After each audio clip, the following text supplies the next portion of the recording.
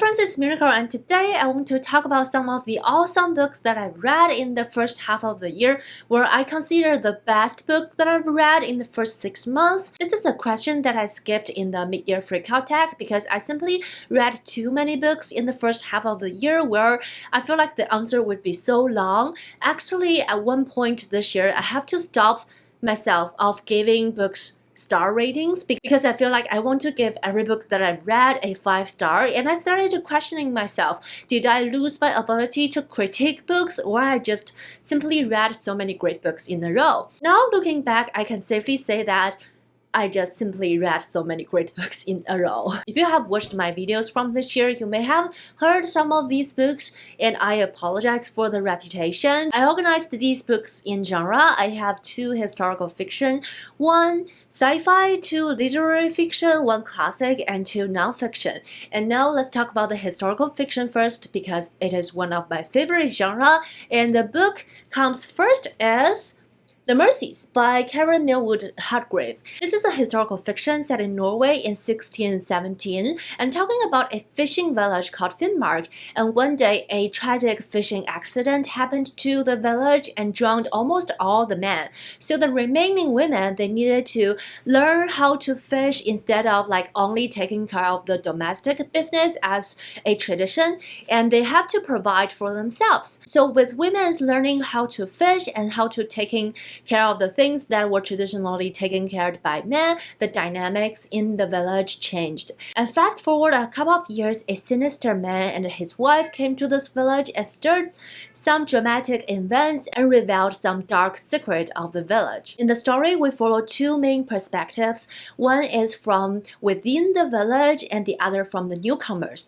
And from their point of view, we learned the changes that the women needed to make in order to survive, and also the sacrifices that they need to make to rebuild their community. Different people adapting to the changes in different ways, especially if the changes are in direct conflict with the traditional values. This is a complex character studies including different generations, different personalities, different dynamics, and it has a very strong feminist tone in the book, which I really liked and enjoyed. The story was a slow burn at first, so a lot of events takes time to develop, but it all boiled up to a very intense endings. In the end, it was so captivating and very powerful. The second historical fiction here is Last Night at the Telegraph Club by Malinda. This is a historical fiction set in San Francisco, Chinatown in the 1950s during the second wave of Red Scare.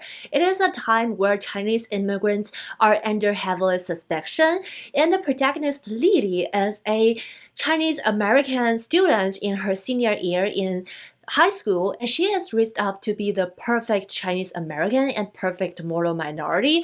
However, she has her own dreams and desire, and things started to get more and more complex after her sexual awakening, and especially after she went to this Telegraph Club with her classmates Kath. I loved this book so much. This is such a phenomenal coming-of-age story, although it's only set during the course of a year.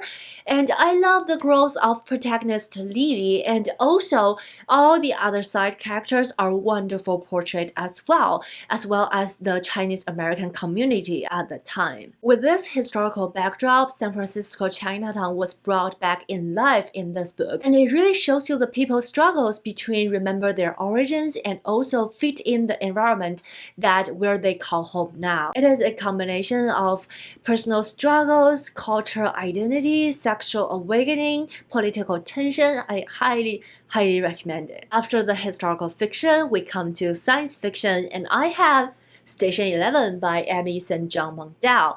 I know I am super late to the party, but nonetheless, I'm so happy that I have read this book and I loved it. What a ride! If somehow you still don't know the story, the book is talking about a strange virus took over the world and the civilization collapsed. People died one by one because of this virus, and the remaining people, the remaining of the humanity, need to restructure the civilization and society somehow. I have never thought that I can relate to a dystopian novel that much, but living in the age of post-2020 and reading this book in 2023, I cannot stop but relating to a lot of things in the story, especially the beginning where everything was happened in an airport, because that was exactly where I was at the beginning of 2020, and that was where I got all the news and watched everything unfold. The book follows two timelines. One is before the virus took over people's lives, the other one is many years later. It was captivating, it was eerie, and beautifully written. At this point, I feel like a lot of people already read it, especially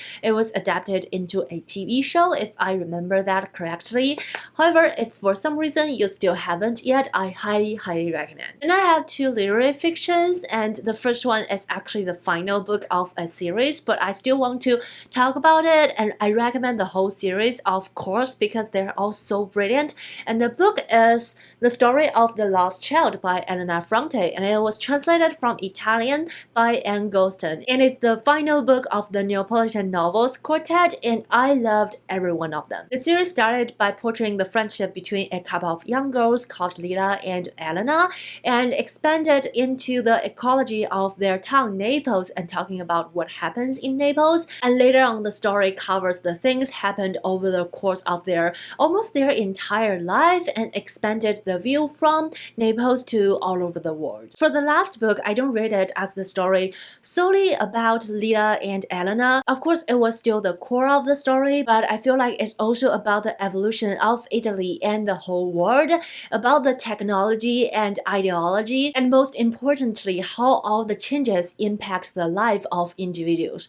The book doesn't talk a lot about terminologies and fed you all the political dynamics changes, but you can really tell the impact of all those things in different people's lives. But I still want to say something about the characters though, because I was always constantly blown away by how sensitive and exquisite that Elena Ferrante write her characters. I feel like this is the most beautiful and powerful writings that I have ever encountered in contemporary literature or literary literature. The whole series just effortlessly shows you how complex people are, and I love that about it. And I especially love all the female characters. And I, in general, recommend the whole series, and this is one of them. Following, I have Eleanor Oliphant is Completely Fine by Gail Honeyman. And I have to be honest here, this book took me a couple of tries.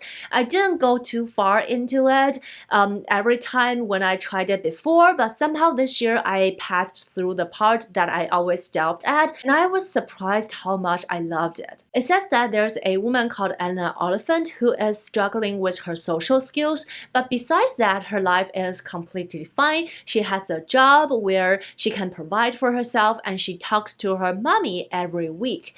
And one day, a man called Raymond came into her life, and they somehow rescued an elderly person together, and then they changed each other's lives. So if you have known me for a while, you may know why this synopsis kind of puts me off, but after I read this book, I felt like this is actually not accurate.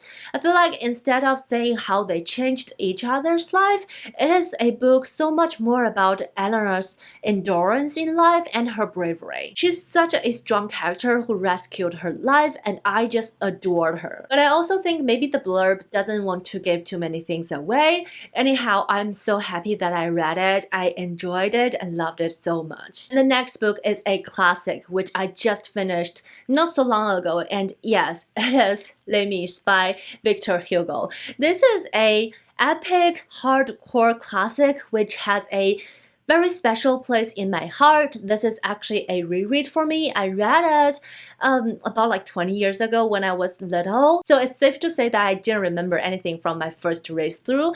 However, the story remains fresh for me because I love the musical. I have watched it a couple of times, and also there's a movie adaptation, and the musical has toured to San Francisco again this year, and that prompted me to read this book before I went to watch the musical, and I'm so glad that I did. I love the musical dearly, but The book is just so much better. It is very, very long, but it's so worth reading, and especially if you like the musical.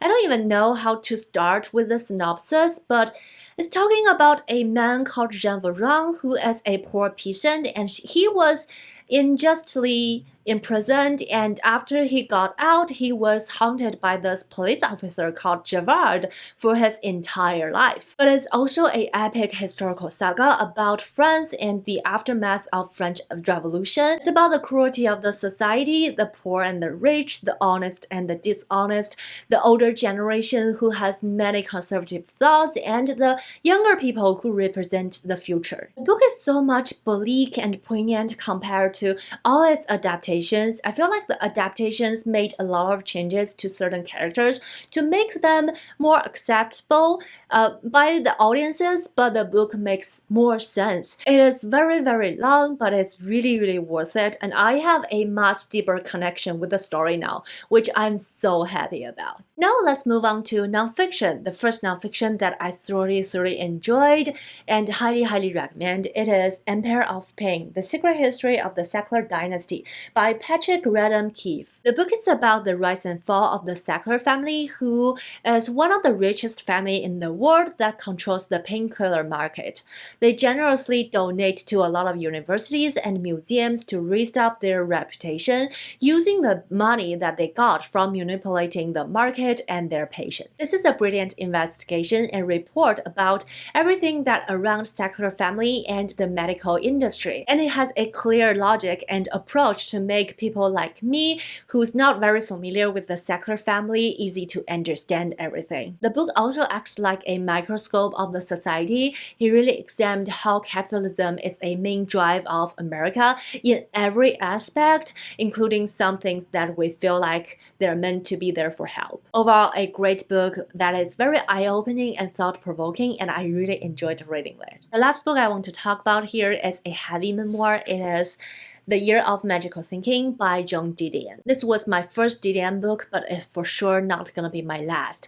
It is a memoir about the year after her husband suddenly passed away and when her daughter is in the hospital with critical conditions. Needless to say, this book is very personal and full of sorrow. In this book, instead of telling her feelings directly, Joan Didion led us into her life after the year after the death of her husband, showed us different layers of grief and discussing topics like grief, loss, marriage, and just life in general. It was so moving, and this book came to me at the right time after I lost some members in my family, and it is a book where I think I will reread it many times in the future. And that's all the best book that I've read in this year so far. I feel like in general I had such a great reading year so far, and I really enjoyed most of the books that I read, and I hope you liked this video as well. Please let me know if you have any of the thoughts about the books that I mentioned, or what book did you read that you consider the best book of this year so far. And don't forget to say hi in the comment section down below. Thumbs up to this video if you liked it. I wish you happy reading, stay healthy, stay safe. I'll see you in my next bookish video. Bye!